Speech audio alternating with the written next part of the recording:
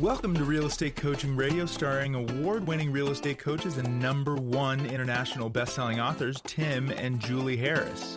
This is the #1 daily radio show for realtors looking for a no BS, authentic, real-time coaching experience. What's really working in today's market, how to generate more leads, make more money, and have more time for what you love in your life. And now your hosts, Tim and Julie Harris. Welcome back. We have a fantastic podcast series. Julie and I are big fans of the podcast series. By the way, we used to do longer podcasts, so it would last like an hour to an hour and a half. And we would do these long form presentations or long interviews. And we found that for the most part, agents certainly prefer the shorter podcasts. So we always try to keep these.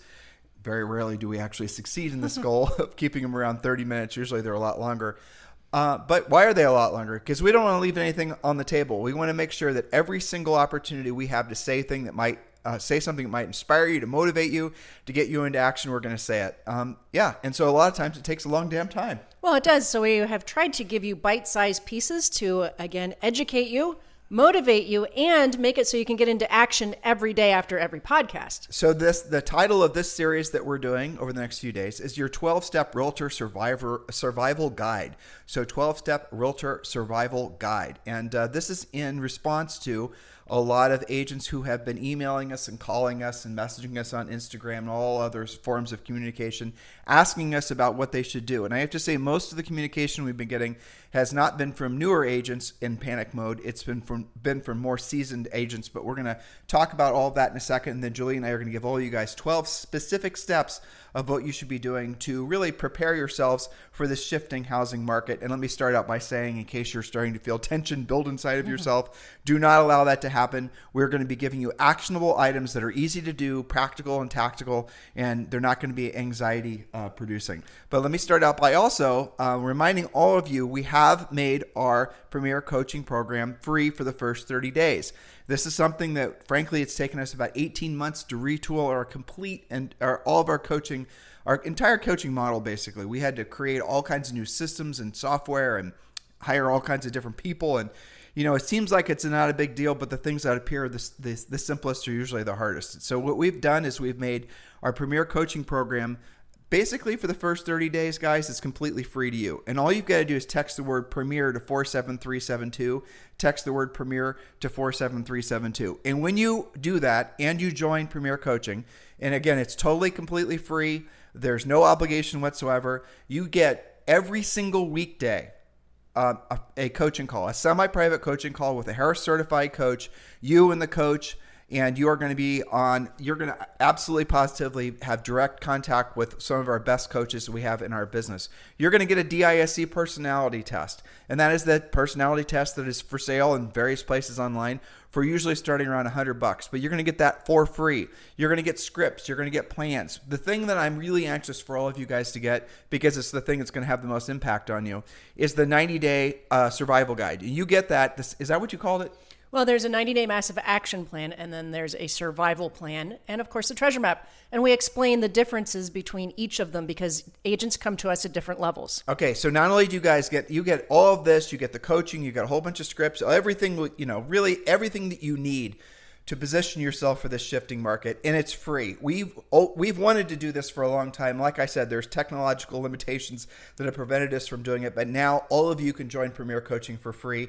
All you have to do is text the word Premier to 47372. Text the word Premier to 47372. And depending on what time of day you're texting, you could actually get on the semi-private coaching call today. So do not delay doing that. You do not want to wait in positioning yourself for what's happening next in the marketplace. So text the word Premier to 47372. And what's going to happen is we'll text you back, and you have to text yes.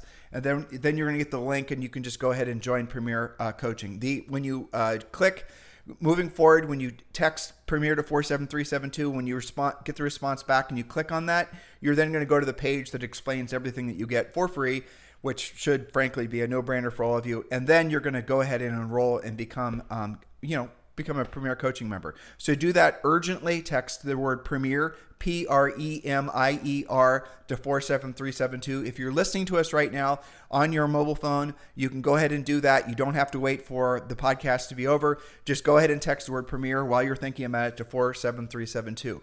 Now, we'd also like to thank, and I saved this page. Now, we're not going to be reading all of these, but we will be, I think, showing our massive appreciation on Friday.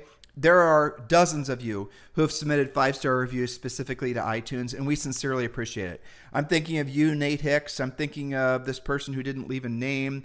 There's a name. Yeah, Christy McLemore, Jules Grant, Carrie Karan, Sanja D, Sugar Plum Fairy 1, which is my favorite one. Of course. Tracy, you get to do that last name. Coapis, LC Mommy. Thank you to all of you. All of you guys who have submitted us 5-star reviews, and some of these reviews are amazing. All of them are amazing, really. We massively appreciate it. And so much so, on Friday we're going to be doing a appreciation show. Now, if you submit a 5-star review and you give us a pithy comment, well, obviously submit the review commensurate with how much you appreciate this podcast. You qualify to earn a autographed copy of our book, Harris Rules. And our staff is deciding who's going to, based on their 5-star review and their pithy comment, or on their review and their pithy comment, is going to decide who wins the books. But so far, I have to say there are no losers. So if you'd like to submit a if you'd like to submit a review, preferably obviously a 5-star, doesn't take much more effort to click the star 5 than versus the star 4, and a little pithy comment why you appreciate the podcast. You most likely will be receiving also an autographed copy of our best-selling book, Harris Rules.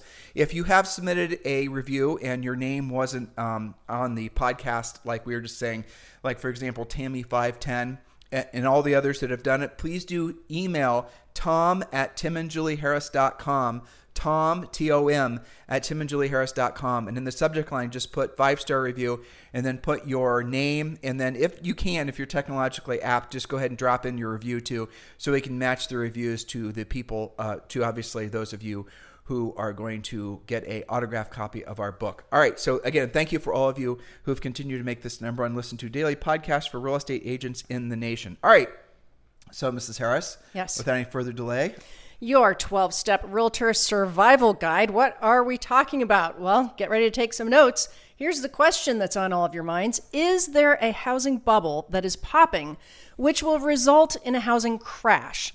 No doubt the real estate market is shifting, and this new market will demand a new mindset and skill set.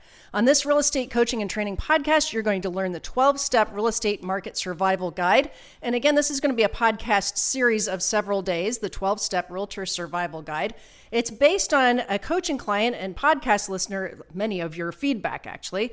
It's abundantly clear that brokers and agents are feeling uncertain and perhaps fearful. And Tim, you mentioned it's not just from newer agents, it's actually from a lot of experienced agents. The old market allowed the industry to be deluded into believing that drilled down skills were a thing of the past.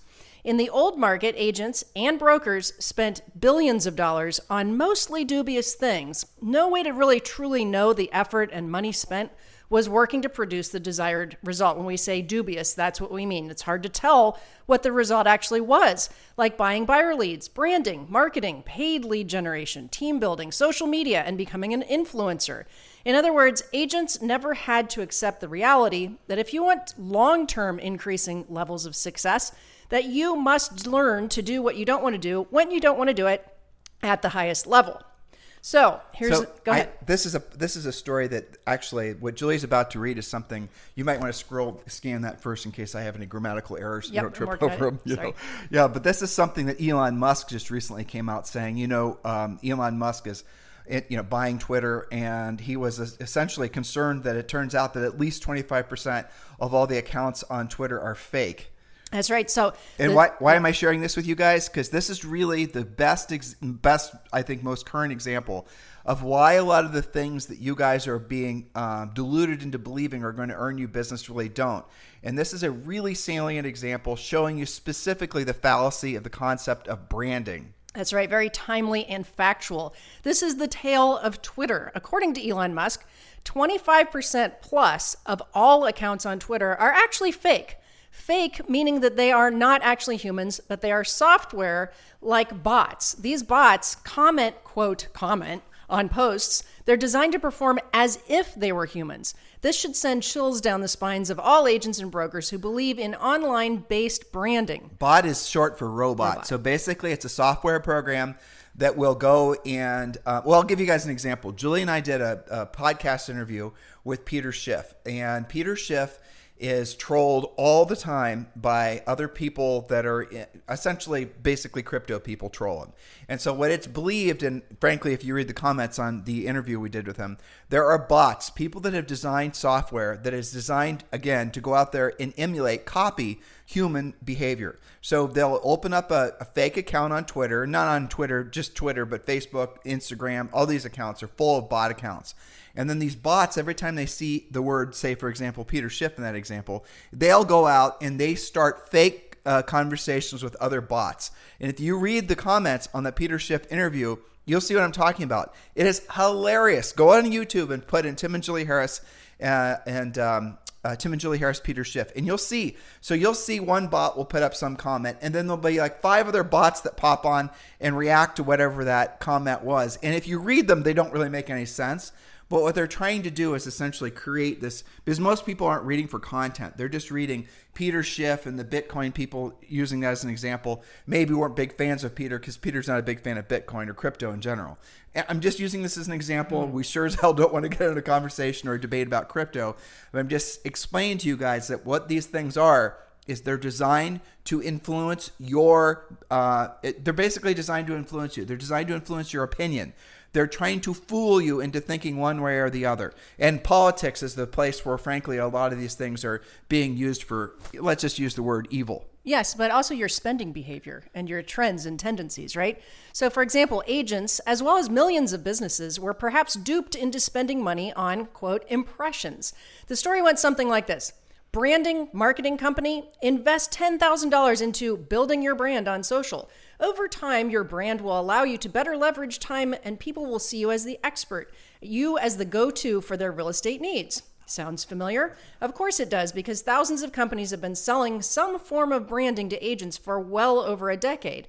So why is branding largely, if not completely, a total waste of money? Well, let's say an agent invested/wasted money on Twitter to build their brand. Well, Twitter then exposed your branding to its, quote, users. Users saw the agent's branding, and Twitter built, their branding, and no action actually followed. No clicks go here or go there. The agent was relying on the Twitter algorithm to tell the truth about how many impressions were actually happening. Okay, so exposing means that hypothetically, a human saw whatever your branding message was, and then when a human supposedly saw what your branding message was, you paid for that quote-unquote impression.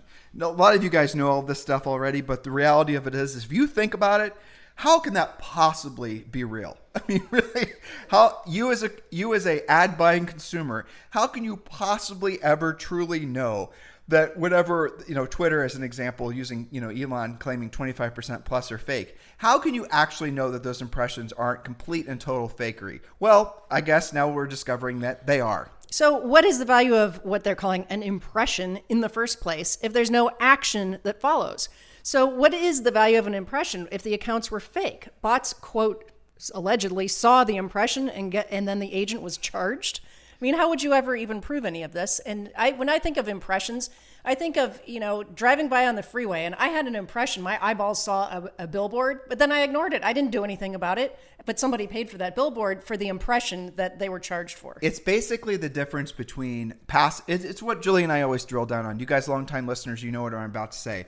It's proactive lead generation versus passive lead generation. But I'll put branding into no lead generation forever or at all. It's basically it's active money wasting is really what it is at the end of the day. And prior to all the online stuff becoming so prolific in real estate, it was branding through media, branding through radio, TV, branding. Well, actually, radio, TV, a lot of that stuff that was done was pretty damn good, truthfully, because there were always good calls to action. But direct mail, a lot of that stuff was rationalized through branding. So branding is simply, here's a pretty picture of Betty and her dog, and she's, loves to sell real estate, and there's no call to action. The ad is not asking for you to take any action whatsoever. It's just somehow magically, if you see Betty's branding ad a ton of times, and this is what the branding people will tell you, that eventually you're going to somehow rewire someone's brain into correlating real estate with Betty. Betty, real estate, Betty. That's really what, at the end of the day, you guys, we can't even say it with a straight face. It's such a joke. But anybody who is in the business of selling stuff to agents, of course they're going to want to be in the branding business, because there's no way you guys can actually hold them accountable to the results. They're going to tell you, listen, Bob.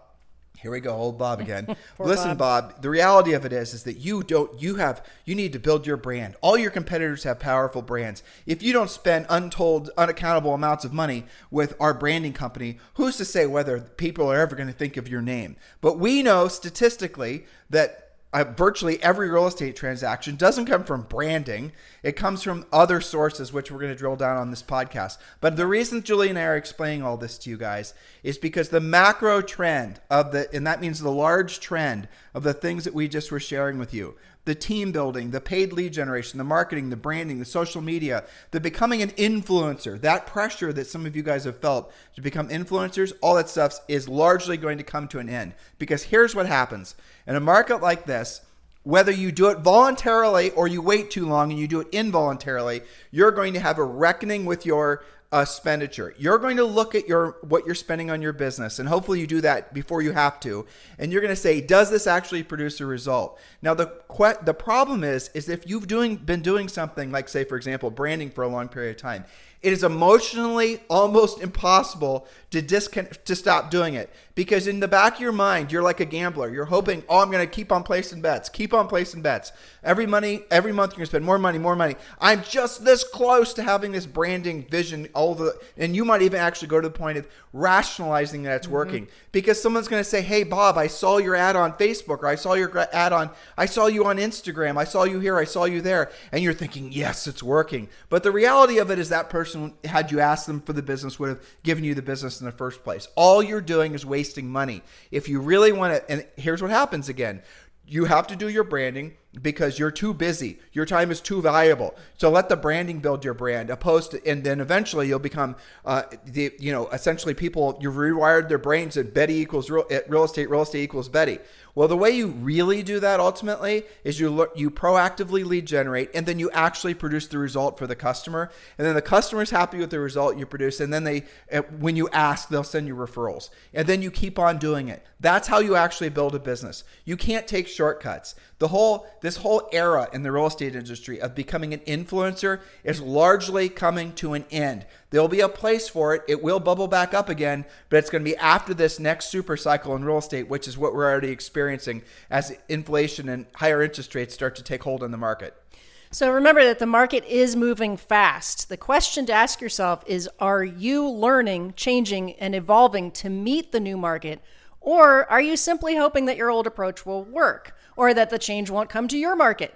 Well, there's lots of cautionary tales waiting too long to accept, adapt, and change. Those tales, those stories are aplenty in the real estate industry. We've been hearing them for about 3 weeks now, by the way, the new version of those tales. When I wrote that, Julie, I was thinking back to all the people. Oh, yes. I actually don't even want to. No. The worst suffering that can happen to humans happened, and Julie and I experienced it as real estate coaches, helping a lot of people through it, or in some cases just hearing about the ramifications of people not seeking help, happened as a result of the last housing crash. I mean, we knew of people, what the hell? Why not just be street? We knew people that committed suicide. We knew people that basically blew up their marriages. We knew people that essentially developed health problems. But they lost everything. They lost their rental properties. They lost their investments. They lost their confidence. Some of them lost their real estate licenses, their ability to succeed in the upcoming market. I mean, we got calls 2 or 3 years after the recovery started where agents would say, I feel like I can get back into the business now. Or we had some REO and short sale agents that had done that for years and didn't know how to take a normal listing. They took too long to change. Well, and there's people that didn't essentially pivot to what that Right. new market. So that whole thing is going to happen now, but it's happening in a different way. Because now what's going to happen is some of you, most of you, I don't even know how many people are going to end up listening. Tens of thousands of you listen to us every single day.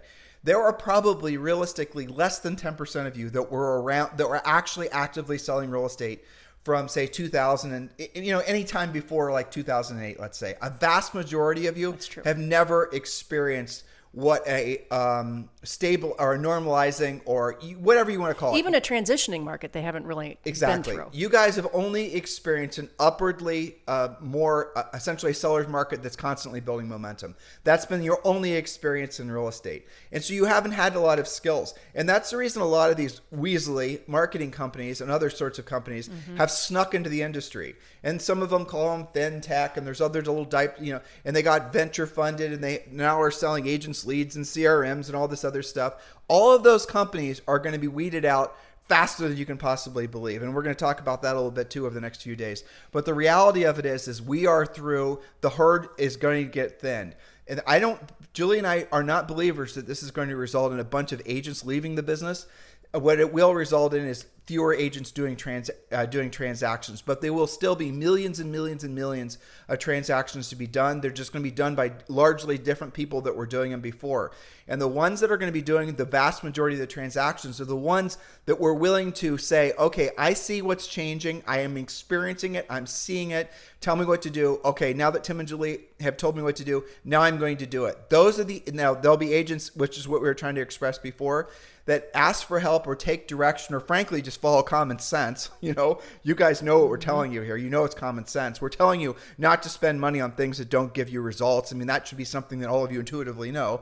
But what's eventually going to happen is some of you are going to take action on it today. All right, I get it. I'm locked in. Tell me what to do. Boom, you're going to do it. Well, here's what you should do. Text the word Premier to 47372. Text the word Premier to 47372. Message and data rates may apply. But others of you, and unfortunately it's going to be a majority of you, are going to wait too long. So there's three buckets. There's those of you who take action right now, who are basically opportunistic and see this shifting market as an opportunity for you to build your business to levels that maybe you couldn't have never have done in the previous market. Then there's going to be those of you who, you shift sometime later this year, and there's others of you who wait years. The second and the third groups, you guys are going to essentially suffer needlessly because the market is changing way faster than it did back in 06, 07, 08, way faster. So what's happening now, like the housing market did not hit bottom, guys. It started to crash in 2007.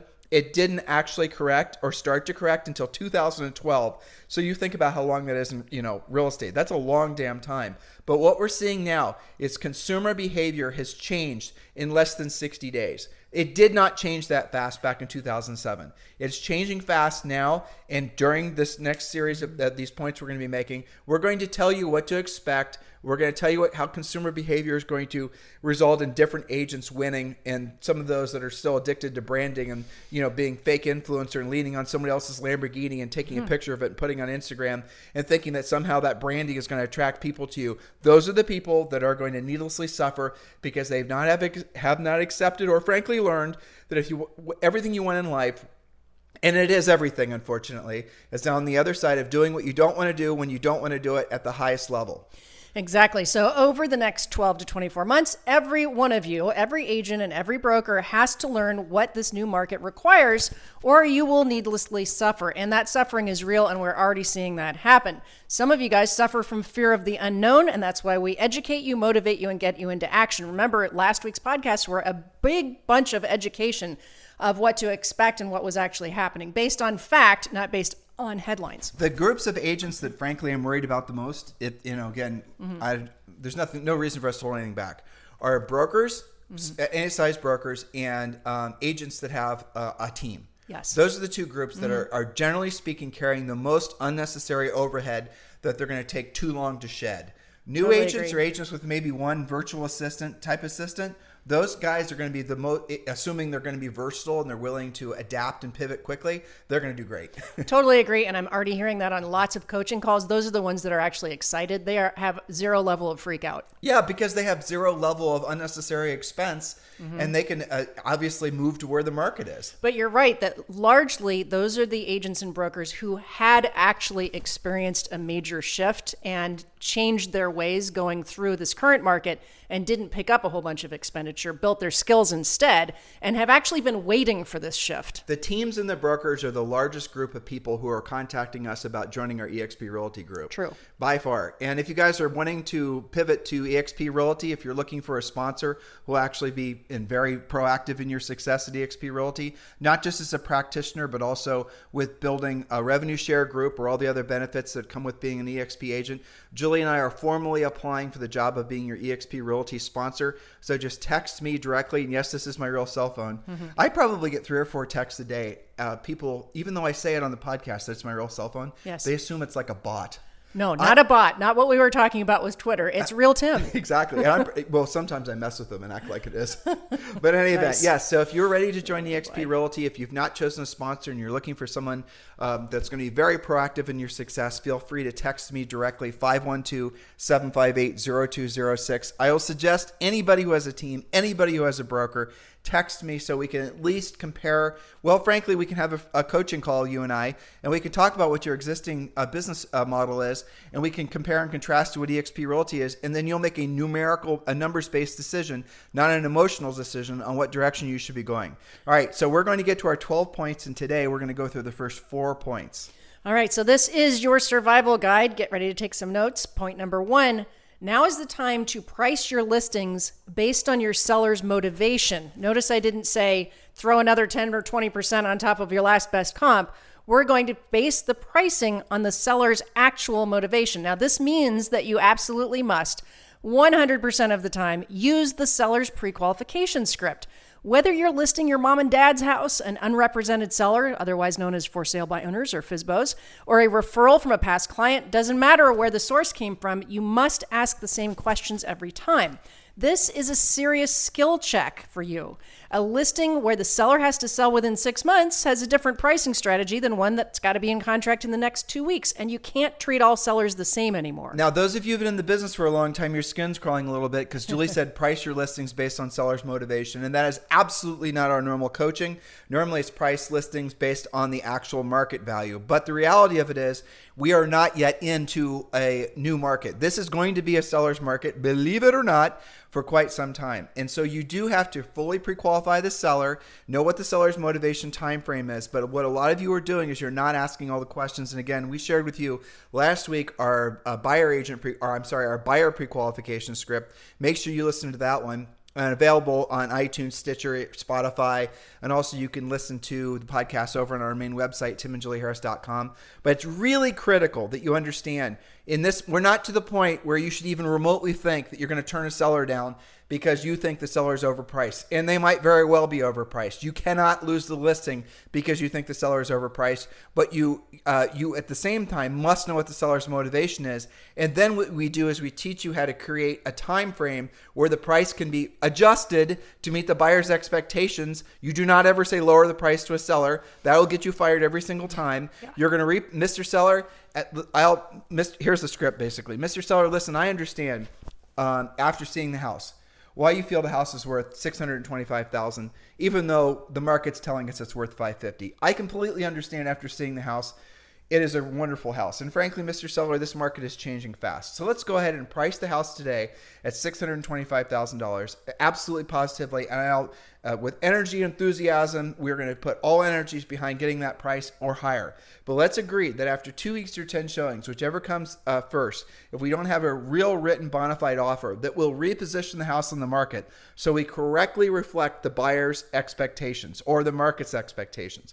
The seller is going to say yes, because they're feeling like they're winning. They're getting their 625 in the listing, but you are also essentially positioning them for what comes next. And it doesn't have to, you're not going to duke it out with them and explain why this is a comp or that's not a comp. It is too soon to start thinking that you are in a command position when it comes to pricing listings. Well, so let me translate that a little bit further. What you guys are used to for the past nearly decade, especially the past 3 to 5 years, is pretty much letting the sellers and you together kind of really push the price. Well, the cat pee house on the busy road that was overpriced. It didn't matter because it was available. It sold for multiple offers. Right, because it was available. With the roof leak. Exactly.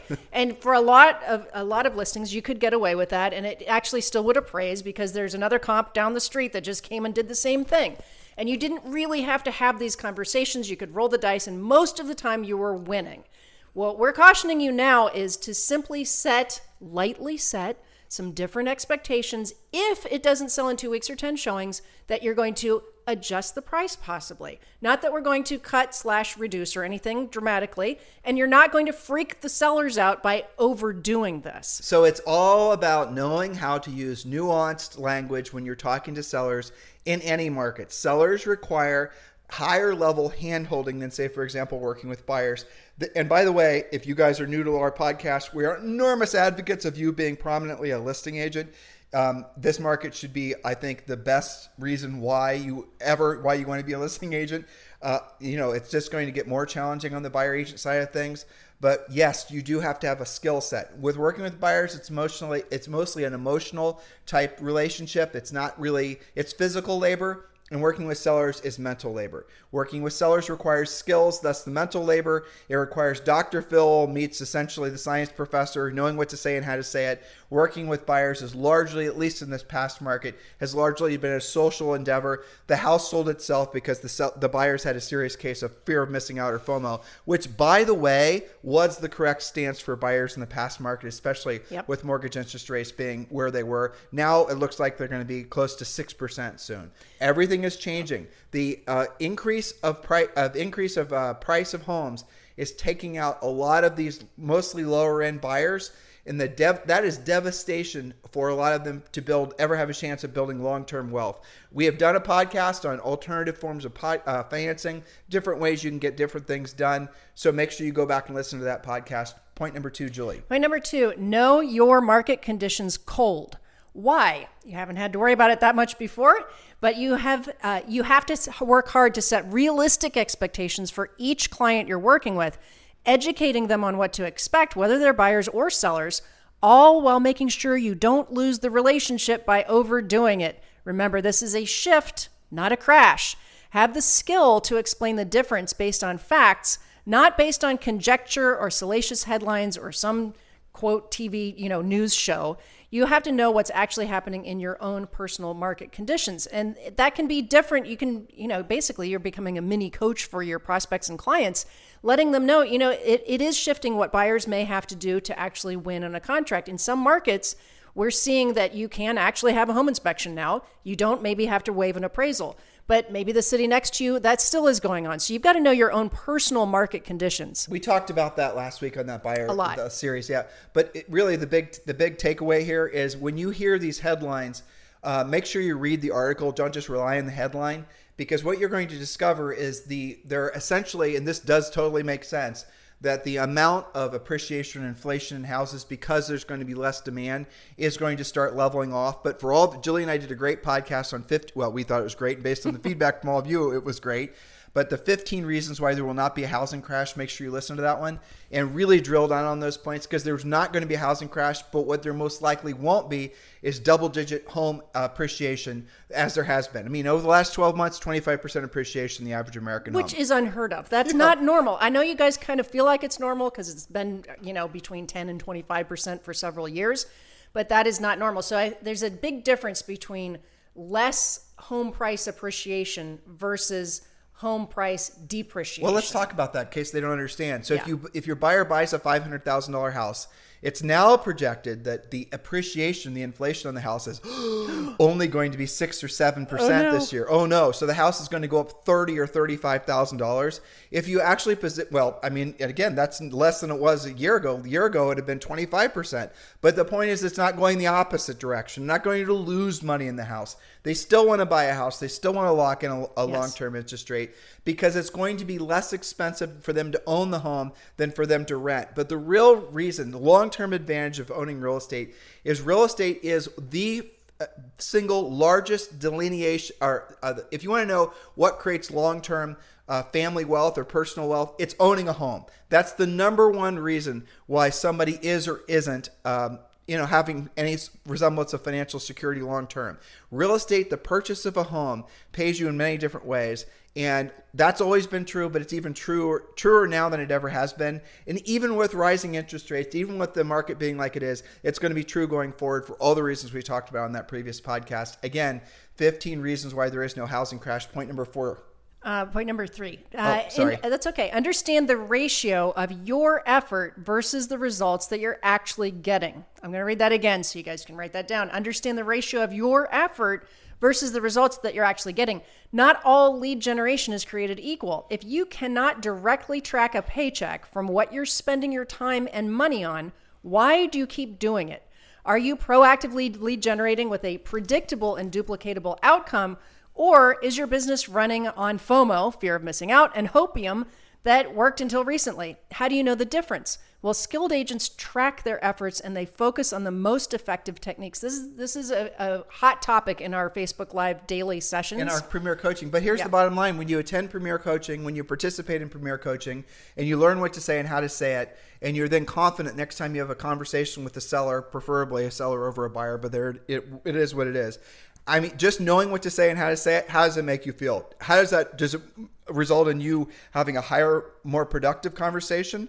Does it result in you getting the desired result? Does it result in you not getting stuck with a bunch of unmotivated, potentially career-ending clients? You right now, this time of year, you could have a roster full of people that will never transact, but because you've never fully pre-qualified them, you don't know actually what their financial situation is, you're working with a bunch of people that never transact. It's not their fault. It's your fault for not knowing what questions to ask. Buyers are not liars. Agents are just incompetent about pre-qualifying. Well, Tim, I get so many texts and email messages from last week's buyer pre-qualification series, right? Where they actually were like enumerating their buyers. Okay, this guy, he's just been pre-qualified out of working with me because they realized they didn't have a lender letter. They didn't, they were just before kind of so excited to have a client and go show them stuff. And yet by learning all those pre-qualification questions, and we didn't even do the drill down that they get in coaching last week. We just gave them the overview. Yep. They were able to sift and sort and realize they might have thought they had 10 buyers, quote, buyers, but they really only have like 2 or 3 people that probably will transact. Jules, I don't remember this exact statistic, and unfortunately I don't see it in my notes, but interest rates are projected to go up by another 0.5 point before July or next, like... It's supposed to be in June. Okay, Yep. June. Okay. Right. So in the next few months, interest rates are projected to go up another 0.5 point, which will put a 30-year fixed rate at 6%. Now, correct me if I'm wrong. Do you remember that for every 1%? Oh, I do remember. One full percent. One full percent that mortgage interest rates increase, it actually reduces. I think it reduces the average. Oh crap! I wish I remembered. It reduces the buyer pool, the amount of people who are able to purchase by. Go ahead. But it was 11%, right? Something. I think that's right. We're going to bring that out on the next podcast. Up. But the point is, obviously, the higher the rates go, the fewer people are qualified, right? But it's a lot fewer people. The prices aren't going to come down because what's going to happen, and again, I don't want to belabor this, but so many people have these really low long-term interest rate mortgages.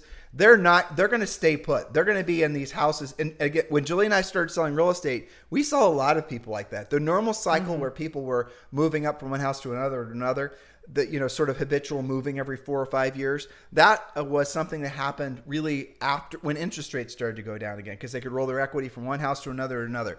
But now what's going to happen is even if they have a big mountain of equity in their home, the interest rate's going to make it so their payment's actually higher, even with the additional down payment on whatever it is they wanted to buy. So they're going to stay put. There's so many things that are going to happen because of what's happening in the economy that's going to create there's going to be no precipitous increase in the number of homes for sale. It's not going to come from new construction. It's not going to come from resale. So we are in this longer term seller's market with fewer buyers that are able to qualify, which means seller skills are going to absolutely be more omnipresent than ever. But where the opportunities are going to be, and we're going to talk about this tomorrow, is they're going to be on knowing how to actually directly, proactively solicit, contact those sellers, and then make those sellers into your sellers. And that is where the rubber meets the road in real estate. It's no longer a who you know business. It's now about what you know and what you're willing to do with what you know. Yes. So point number 4, our final point today, this is all about you, listeners. Prepare to pounce on new opportunities that were not possible in the superheated seller's market. If you haven't personally fortified your own investment war chest yet, now's the time for you to start saving. If you're not certified in express offers at EXP, for example, you're already missing an important tool in your upgraded skills toolbox. You are going to have a lot more opportunity than you were before. It's going to come in lots of different ways.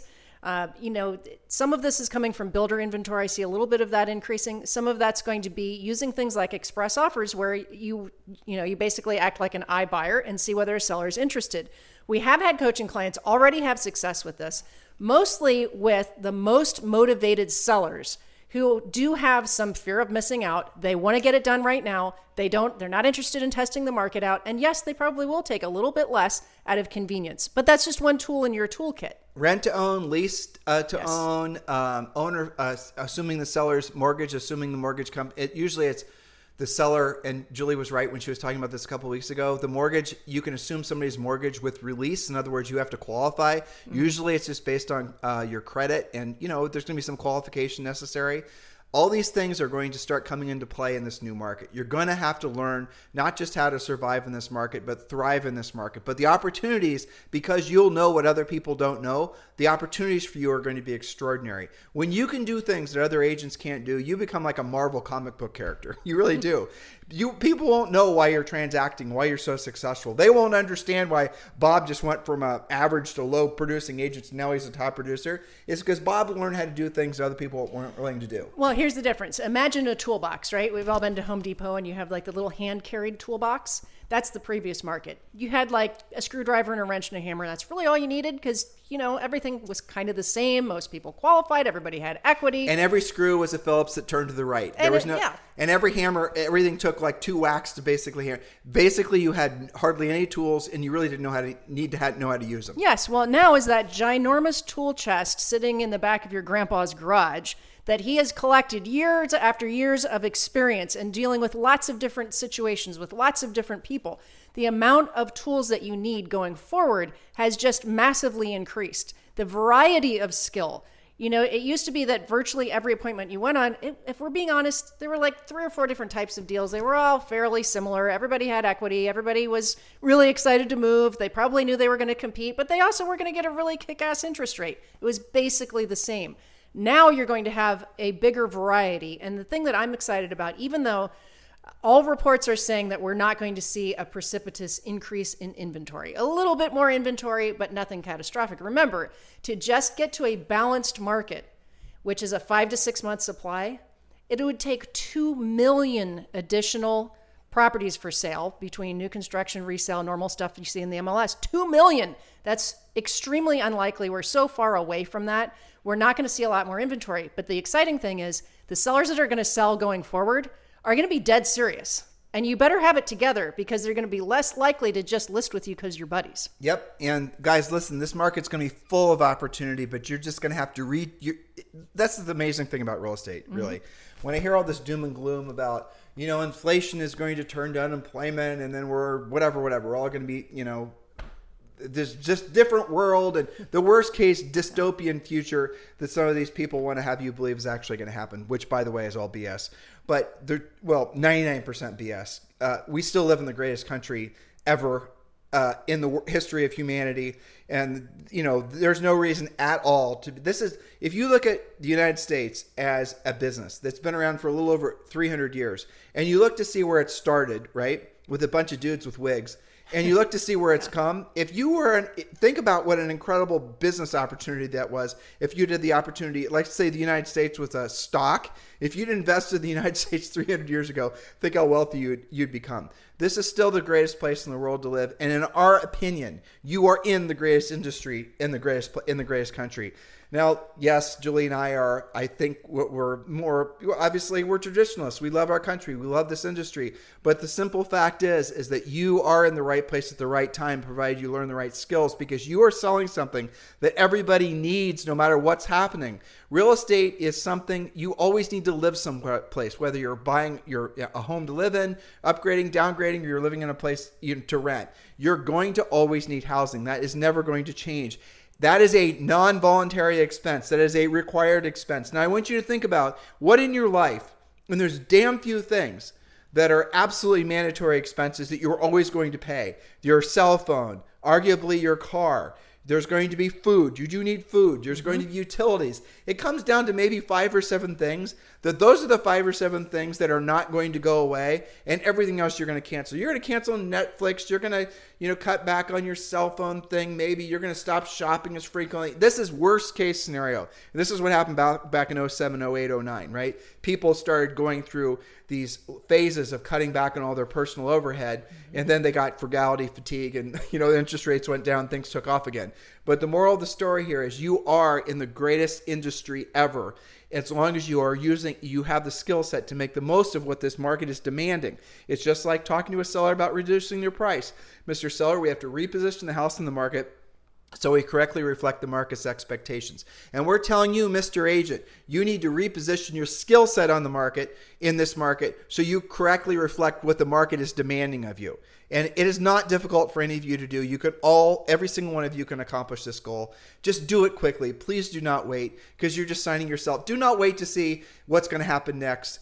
Just assume there's no reason, there's no downside in over preparing, right? There's no downside in maybe putting all that experimental money wasting stuff you were doing on hold. Look, you don't need to have someone, work on your Instagram account or your Twitter account or maximize your YouTube videos or work on your branding. You can put all that stuff on the back burner and drill back down on skill sets. And then if you over time decide you want to turn those switches back on for some of that voluntary stuff, go for it. But for now, you got to drill down. You got to get ready, assuming that what's going to happen over the next, 6 or 8 months is going to be a transitional period that many people in their lifetimes have never experienced before. But you can do it. You can do it. We're going to be here for you.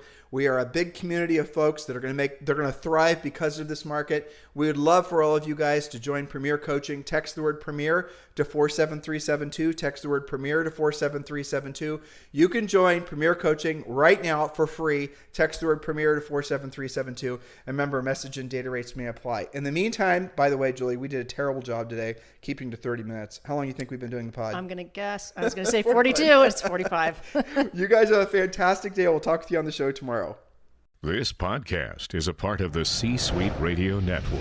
For more top business podcasts, visit c-suiteradio.com.